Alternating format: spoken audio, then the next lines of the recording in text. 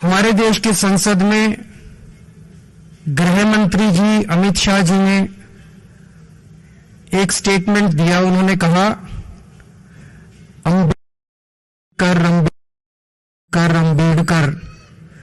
ये कहना आजकल एक फैशन हो गया है।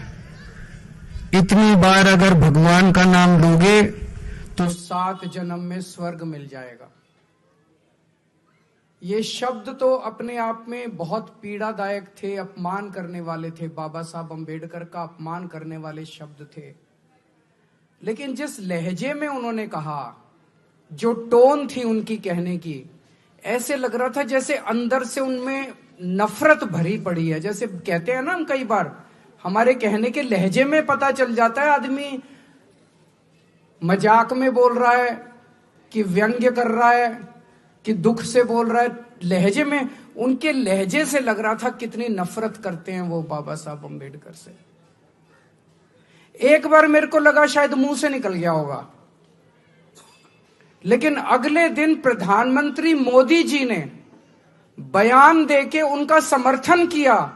अमित शाह जी का, जो अमित शाह ने पिछले दिन बोला संसद में, मोदी जी कह देते भाई ये जो बोला मैं इससे सहमत नहीं हूं, चलो हम मान लेते। हमें लगता भाई अमित शाह के मुंह से निकल गया होगा। मोदी जी ने उनकी बात का पूरी तरह से समर्थन किया और शाम को कल 5:30 बजे प्रेस कॉन्फ्रेंस करके अमित शाह ने अपनी बात को सही ठहराया। इससे क्या पता चलता है?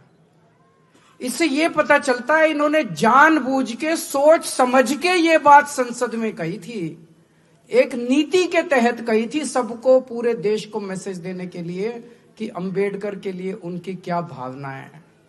दोस्तों, अब टाइम आ गया है, आपको चुनना पड़ेगा। अब बाबा साहब से प्यार करने वाला आदमी बीजेपी से प्यार नहीं कर सकता। या तो बीजेपी से प्यार करते हो या बाबा साहब से प्यार करते हो। गलत तो नहीं कह रहा?